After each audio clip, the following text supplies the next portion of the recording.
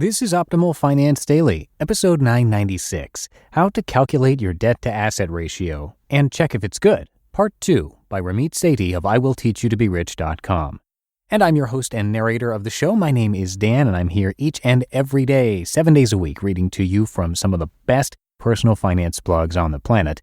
Now, today's post is actually a continuation from yesterday, so if you are new here, it'd be best to check out yesterday's episode first. That's episode 996. But if you are all caught up, let's hear part 2 from Ramit as we continue optimizing your life. How to Calculate Your Debt-to-Asset Ratio and Check If It's Good, Part 2, by Ramit Sethi of IWillTeachYouToBeRich.com. Here are the average debt-to-asset ratios in a few different industries. Internet services and social media, 25%. Consumer electronics, 34%. Energy, 108%. Technology, 110%. Utilities, 228%. Retail, 289%. Holy for meat, why are businesses like utilities and retail so high? Businesses like utilities and retail require a whole lot of initial capital up front to cover initial costs of things they need to run their business, like infrastructure, products, manpower, etc. As such, the average debt-to-asset ratio for those businesses will be higher. Many lenders, such as banks and mortgage companies, may take this into consideration when they're lending to you and your business. Say you're a small business owner looking to get a new loan for your venture.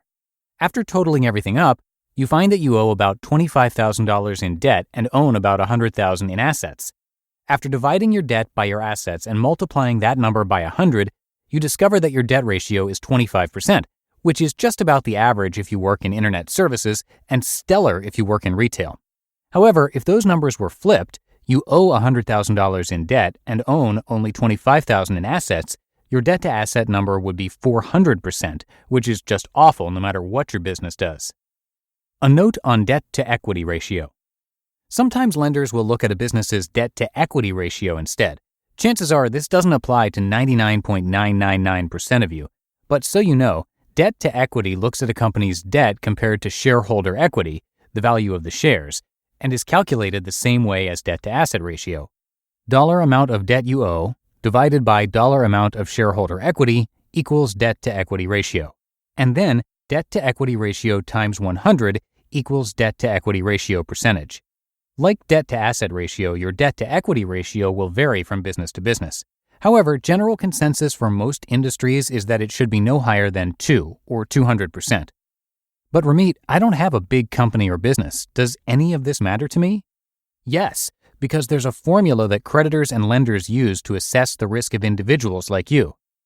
Debt-to-income ratio, important for individuals. If you plan on ever getting a mortgage for a house, you need to make sure your debt-to-income ratio is in check. This number compares your gross monthly income to your monthly debt. Banks and other lenders look at this number to determine how much of a risk you are to lend to.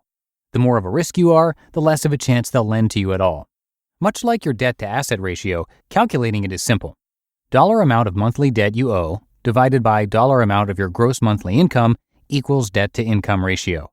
And then debt-to-income ratio times 100 equals debt-to-income ratio percentage. Let's run an example scenario. Say you owe about $1,000 in debt month to month and make $75,000 a year. That's $6,250 a month. We then take 1,000 divided by 6,250 in order to get our debt-to-income ratio, like so. 1,000 divided by 6,250 equals 0.16. Multiply 0.16 by 100 and you have 16% for your debt-to-income ratio. But what does that number mean?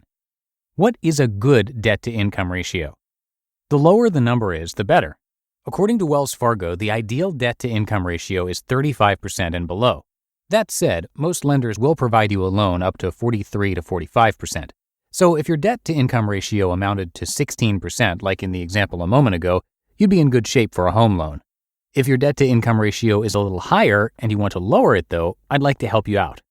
After all, being in debt is the number one barrier to living a rich life. And not only is it a financial burden, but it can also be a huge psychological burden as well. For example, a while back, I ran a survey of my readers who were in debt, asking them a seemingly simple question: how long until you're out of debt? The results? 34%, the majority of respondents, didn't know how long it would take until they were out of debt. Debt is just as much of an emotional issue as a financial one. That's why throwing a personal finance book at someone in debt or showing them a debt calculator produces little to no change. If someone's too afraid to even open the envelopes that will tell them how much they owe, information is not what they need. Instead, that person has to be willing to take action themselves before anything will change. You just listened to part 2 of the post titled How to Calculate Your Debt-to-Asset Ratio and Check If It's Good by Ramit Sethi of IWillTeachYouToBeRich.com.